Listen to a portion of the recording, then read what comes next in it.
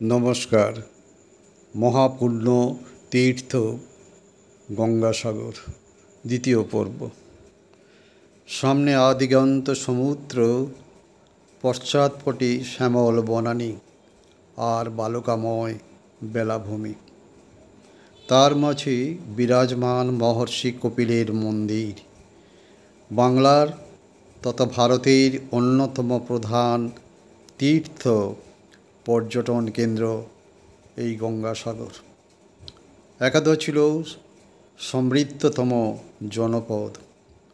কবিগুরুর ভাষায়, কেহ নাহি জানে কার আহ্বানে কত মানুষের ধারা, দুর্বার স্রোতে এলো কোথা হতে সমুদ্রে হলো হারা।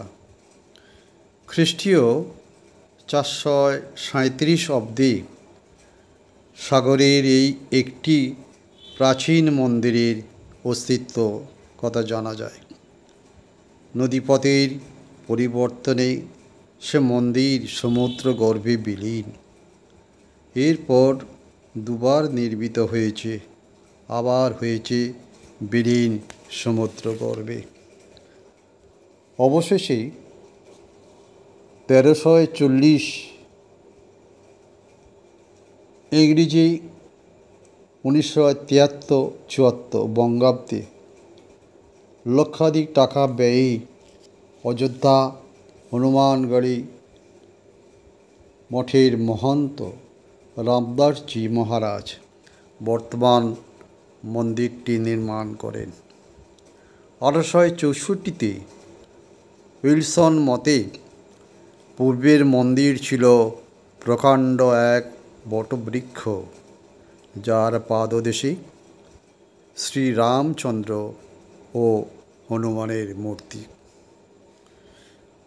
বর্তমান মন্দিরে অবস্থিত আছে কতিপয় বিগ্রহ। পদ্মাসনে যোগারূঢ় জটাসূত্র মণ্ডিত মহাযোগী কপিল, যার বাম হস্তে কমণ্ডল, ঊর্ধ্বে উত্তোলিত দক্ষিণ করে জপমালা, শিরোদেশে পঞ্চনাগ ছত্র। ডান পাশে চতুর্ভুজা মকর বাহিনী মা গঙ্গা দেবী, যার অঙ্কে মহাতাপস ভগীরথ, স্বল্পদীর্ঘ গদা ও গন্ধমাদন পর্বত হস্তে মহাবীর হনুমান।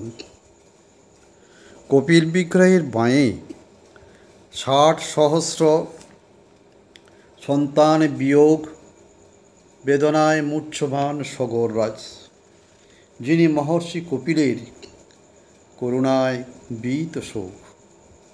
রাজমূর্তির বাঁয়ে অষ্টভুজ সিংহবাহিনী বিশালাক্ষী দেবী, সর্ববাঁয়ে অশ্বের বল্গাহস্তে ইন্দ্রদেব। পরম্পরাগত পুরোহিত অযোধ্যার যাজনিক ব্রাহ্মণেরা 5 বার পূজারতি করেন।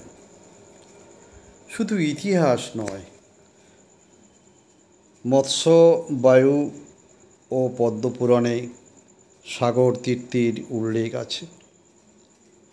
কালিদাসের রঘুবংশী কাব্য ছাড়া কয়েকটি মঙ্গল কাব্য, মহাভারত বনপর্বে যুধিষ্ঠিরের সাগর সঙ্গমে আগমন কথা বর্ণনা আছে।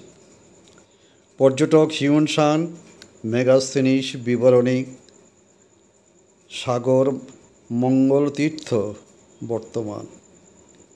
বঙ্কিম সাহিত্যে থেকে রবীন্দ্রনাথের সাহিত্যে উল্লেখ আছে এই গঙ্গাসাগর তীর্থের বর্ণনা। রবীন্দ্রনাথের বিখ্যাত কবিতা দেবতার গ্রাস থেকে খুঁজে পাই সাগরে সন্তান বিসর্জন দেবার মর্মান্তিক ছবি, যা তৎকালে সাগর স্নানে করুণ প্রথা ছিল, যা 1801 খ্রিস্টাব্দে লর্ড ওয়েলেসলি আইন করে এই প্রথাকে নিষিদ্ধ করেন।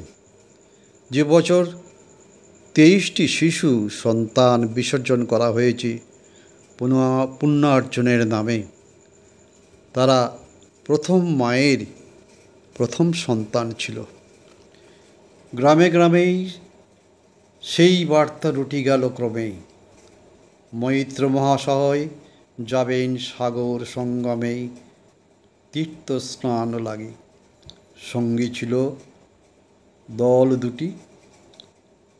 পুণ্য লভাতুর বিধবা মোক্ষদার সাথে যেতে চাইল ছেলে রাখাল। শত নিষেধ সত্ত্বেও বিরক্ত হয়ে অবচেতন মনে বলে ফেলে, চল তোরে দিয়ে আসি সাগরের জলে।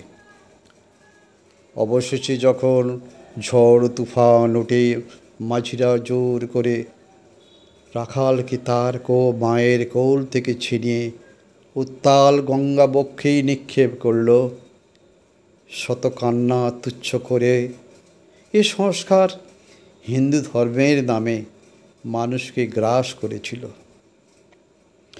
যাই হোক, গঙ্গাসাগরের মাহাত্ম্যেরই যে পৌরাণিক কাহিনী আছে, তার আড়ালে ছিল এক ঐতিহাসিক সত্যরূপ। আর্যরা এদেশে অনুপ্রবেশ করে উত্তর ভারতে শক্ত ঘাঁটি করলেও দক্ষিণ বা পূর্ব ঢুকতে পারেনি। এখানে দুর্ধর্ষ জাতি গঙ্গারেরই নিজস্ব ধর্ম ও সংস্কৃতি রক্ষার্থে যুদ্ধ করত। পরাস্ত করা খুব কঠিন। অপরাজেয় এদেরকে কলঙ্কিত করে ম্লেচ্ছ, অসুর, বানর, নাগ, রাক্ষস, দানব নামে রামায়ণ মহাভারত পুরাণে চিহ্নিত করে গেছে নিজেদের মতো করে। অন্ধকারবাসী, পাতালবাসী বলে বর্ণিত হয়েছে।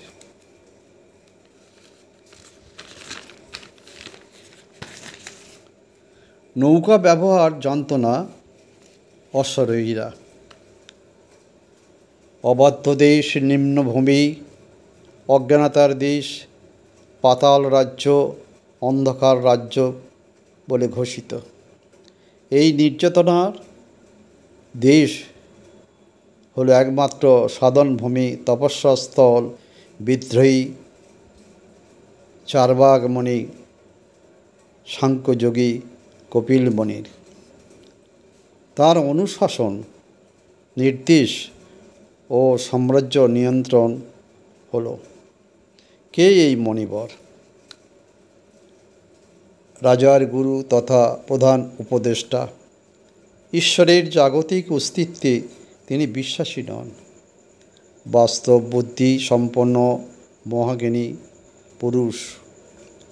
ন জাতু কামঃ কামনাম উপভোগেন সম্মতি। দুঃখ থেকে নিষ্কৃতির পথ, বাস্তব জ্ঞান ও বিবেক। তাঁর প্রবর্তিত সাংখ্য দর্শন হল তত্ত্ব সমাস। আত্মার পুনর্জন্মবাদ বিরোধী। ঈশ্বরের অস্তিত্বে ও যাগযজ্ঞে অবিশ্বাসী কারণে ঈশ্বরবাদী অন্য মুনিদের সান্নিধ্য পরিহার করে এই নির্জন রাজ্যে তপস্যা ও জ্ঞানান্বেষণের স্থান হিসেবে বেছে নিয়েছিলেন কপিলদেব। তখন তো গঙ্গার এই সাগরে মিলন ঘটেনি। গঙ্গা সাগর মিলন স্থল হলো গঙ্গাসাগর সঙ্গম স্থল। এরপরে আসে এক পৌরাণিক কাহিনী, যা পরবর্তী আমি পর্বে তুলে ধরব। নমস্কার।